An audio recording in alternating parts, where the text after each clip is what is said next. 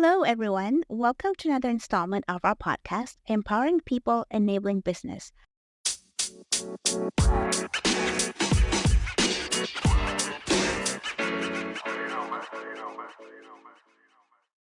I'm your host, Amalina, training coordinator and facilitator at Genashtim. Imagine a world where information flows seamlessly, where boundaries between physical and digital blur, and where ideas can travel cross-continent at the speed of light. Well, that world is no longer a dream, but a vibrant reality that we're living in today. In this episode, we'll be exploring the phenomenon that has revolutionized our lives, digitalization. In particular, we'll be diving into learning digitalization and how Genashtim is embracing cutting-edge technologies to deliver dynamic, immersive, and engaging learning experiences. Joining us today is another senior member of Genashtim, Macleen and Amalina, head of Genashtim's Learning D services and an expert in e-learning digitalization. So without further ado, let us welcome him to the show. Hi, Mac. Hi, Amalina. Thanks for having me here today, and hi to all the listeners. Yeah, thank you so much for coming onto the show, Macleen. I'm really excited about today's episode and really looking forward to your insights to today's topic. All right, Macleen, you're one of our colleagues whose length of employment has already reached its double digits, right? Remind me again, how long have you been employed at Genashtim? I think it's been 11 years now. 11 years. Oh, okay. So tell us a little bit about your start at Genashtim and your career development thus far in the company. Sure. So I started my journey in Genashtim in 2012, initially as an assistant to the CEO's secretary. In addition to this, I also took the role of tech support personnel under the ABOT Online Remote Tech Support Service. Then after a few months, I transitioned to be on full-time tech support, where I was subsequently promoted to the role of IT supervisor. Later on, I was assigned to a different department to do LMS administration and eventually courseware development. Then just a couple of years ago, I was promoted to lead the learning digitalization department. Wow, that's awesome stuff, Matt. I see that you've kind of moved up the ranks in your 11 years in the company. So we're talking about learning digitalization today. And I think for most of us, we know and understand what digitalization is, which in layman's terms is essentially the process of converting analog data and or processes and resources into digital formats using technology. And digitalization is reshaping businesses in profound ways. I think the adoption and integration of digital tools and platforms has helped businesses to streamline operations in various domains. But digitalization is a very broad term. It's an umbrella term because it branches out into different subsets and fields. But your expertise, Macleen, lie in learning digitalization. So before we get into it, can you help us understand what learning digitalization is? Okay, as you have already mentioned, so in our context, learning digitalization is simply the process of transforming traditional learning methods into digital formats. This can include things like creating online courses, using digital textbooks, or delivering lectures through video conferencing. In our team, what we usually do is courseware conversion. So we convert clients' traditional learning materials to digital format while adding interactivity and enhancing their engagement and overall appeal. Okay, I understand that you're the father of our Learning D services in Genashtim, not just because you're the head of our department, but also because you were actually the first person our CEO spoke to when he had the idea of venturing into the learning digitalization field. So walk me through that conversation with Thomas. How did it go? What did he say? And how did it get from that talk, having that talk with Thomas, and to now having Learning D be one of our top services we provide to our clients? Well, at that time, I was still part of the IT team. I remember on a call with him, our CEO, he asked me about an LMS system that he heard of and whether I was familiar with it. I was silent for a few seconds because I really haven't heard of it yet, and I cannot just simply say no to him. So I responded to him that I haven't come across it yet, but allow me to get back in a couple of days to check and explore the system. Then after doing my research, I came back to him and told him that we can use the system. That's when we started to use it initially to organize our epic online learning materials for our coaches and student use. Then we have also used this system for our employee training use. And when we felt that we were ready, we started to offer this LMS administration capability as a service to external clients. Then later on, we also started to learn courseware development when we needed to enhance our own epic learning materials. And this was also subsequently offered as a service. So as of this moment, Learning D offers LMS administration and courseware development. I see, I see. So which one do you prefer doing more on a personal note, the LMS administration or developing courseware? I think both really interest me. It's just that for now, where more projects are coming in with regards to courseware development service. But I like to do both things. Oh, that's good. That's good to hear. So you said that you had to go back and do research. So what type of research did you do? Did you have to learn new skills or learn how to code? What did you research on? Well, the only thing I have done during that time was to understand how this LMS system works. I studied the configuration of different functions available in the system. I did not have to learn any programming skills, but I'm glad that I have a basic knowledge of HTML because it has helped me when I was customizing the interface of the system. Then, since the system is PHP based, it's a programming language, we have the support of the web development team to help me add whatever custom functions I need in the system. Wow. Well, there you have it, everyone. If any of you are thinking of how to get that Employee of the Month or even Employee of the Year award, that's how you do it. If your CEO comes to you and asks you something you have no clue about, you don't just say no. You go back, learn, research, come back, and practically open the gates to a whole new revenue stream for our company. Yeah, that's good stuff, Mac.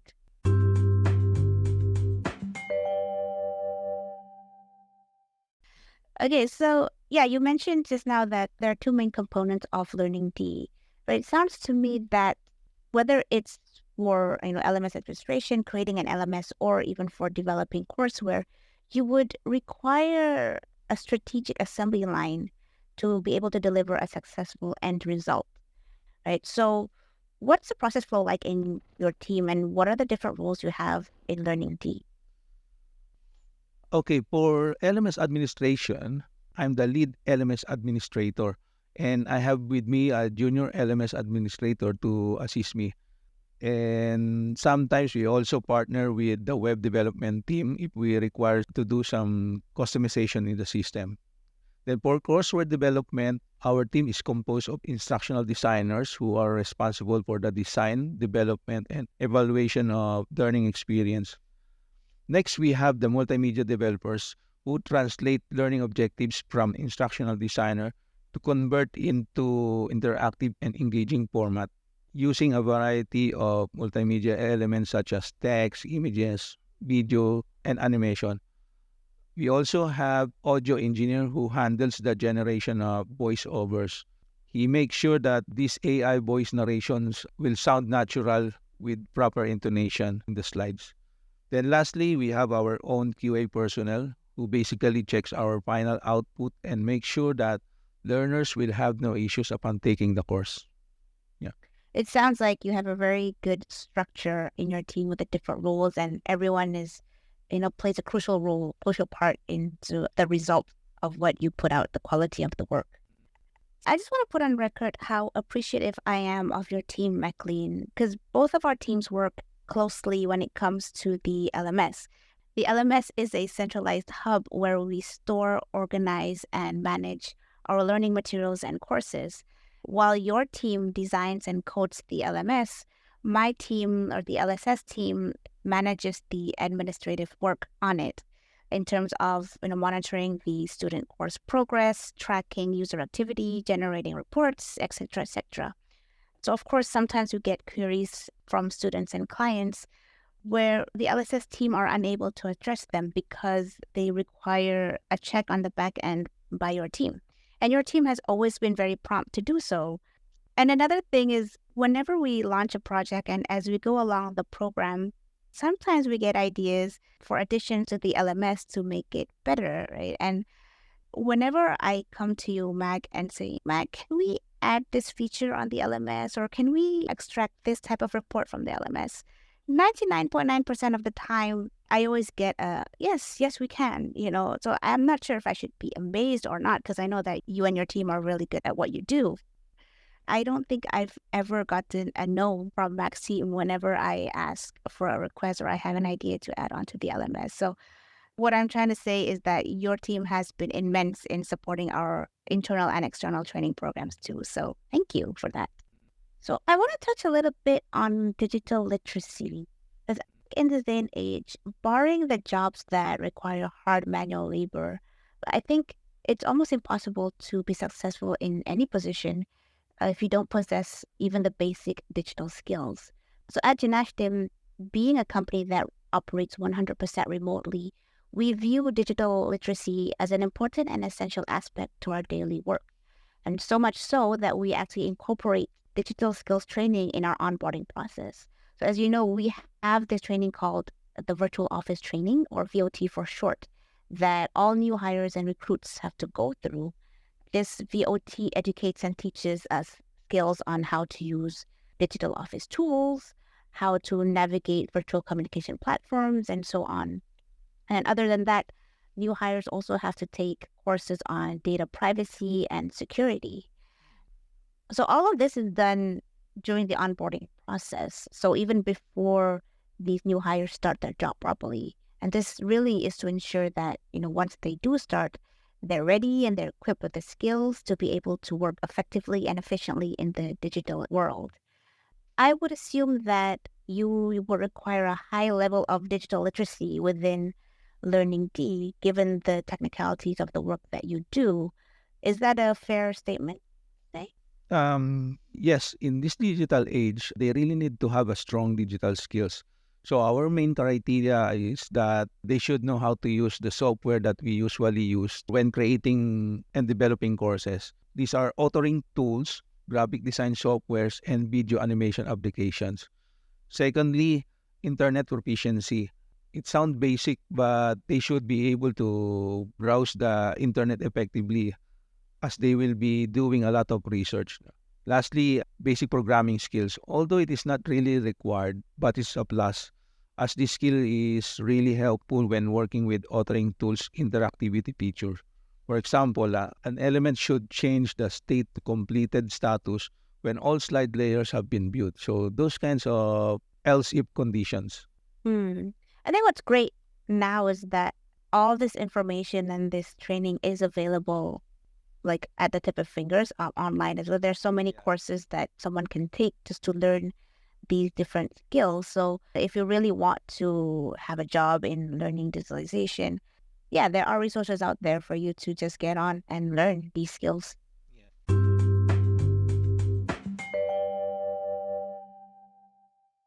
I'm sure there are challenges and hurdles when it comes to executing digitalization in the context of learning. Can you share with us some of the struggles and hurdles that you face personally and as a team? Okay, sure. Well, in what we do, it's always been challenging from the start till the end of the process. But in our experience so far, the most challenging thing we had was when we need to produce a version of a course in several different languages.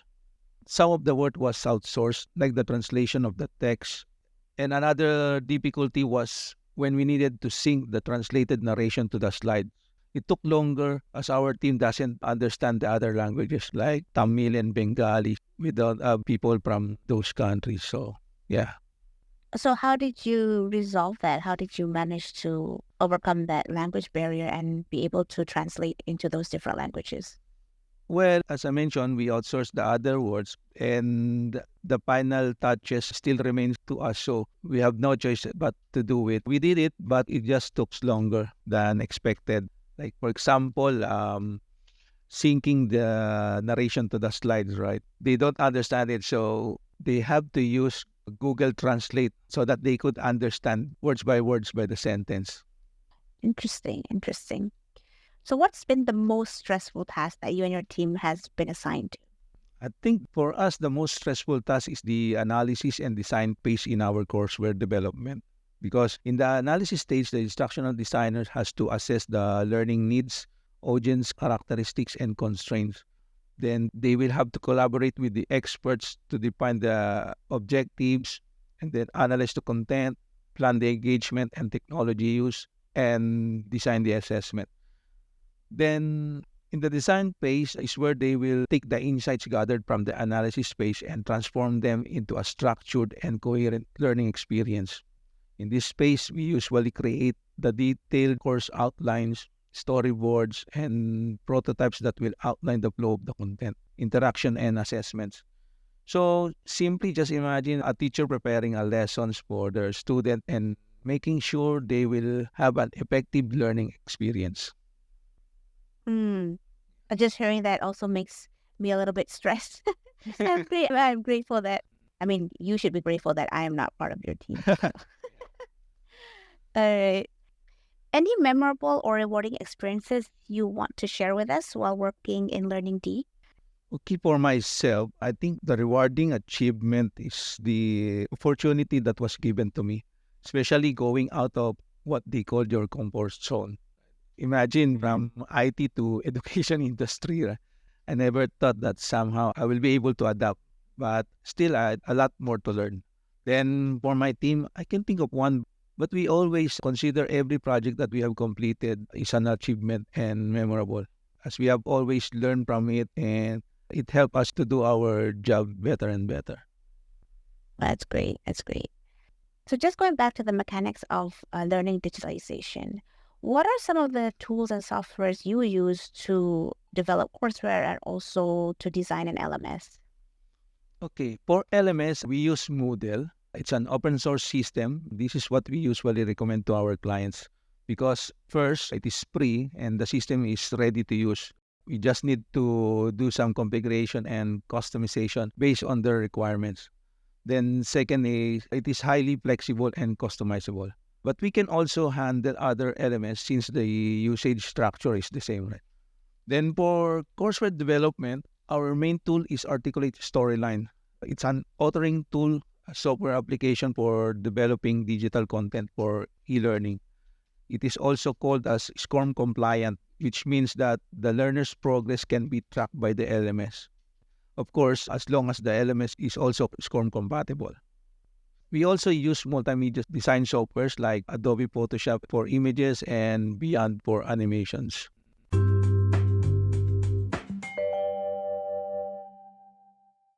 All right. So we're actually reaching the end of our session. You know, time flies really fast when we're engaged in enthralling and captivating discussions. But before we wrap up our conversation, Macleen, I'd just like to ask you one last question. Um, so let's shift our focus to the future. When we think of digitalization and the advancements that we've seen through the years, it's almost impossible not to think about the future and the expansions in the realm of digitalization. So, what do you envision the potential developments and trends in this field, and how different do you see the learning digitalization business landscape from what it is today? I think what we are envisioning is already happening and emerging. First is the virtual reality and augmented reality, which will make our learning experience more immersive and interactive. And these two things can be used to simulate real-world experience or create virtual worlds that learners can explore. Second is AI, which will give personalized learning experience and provide real-time feedback to learners. This can also be used to create adaptive learning content that is tailored to each individual's learner's needs and interests. So we have also started exploring this, but I think it will be challenging and will be a long journey. Yeah, I'm excited about the future and also a little bit scared of what the Yes. advancements in technology will come. All right. Well, yeah, that is, and thank you very much, Macleen, for your time. And it's been an absolute pleasure having you on the podcast and speaking to you today. I've learned a lot about digitalization and learning digitalization in particular. So, as we conclude this episode of our podcast, we want to thank everyone for tuning in and joining us. We hope you found the content both enjoyable and enlightening. If you haven't already, hit that subscribe button to ensure that you never miss out on any future episodes. In our next installment, brace yourself for captivating and informative dialogue as we extend a warm welcome to the Executive Director of the ESG Business Institute. Prepare to delve into the dynamic realm of a global ESG community like no other, where we will unravel its compelling impact and overarching mission. So until then, take care, stay safe, and stay curious. Goodbye.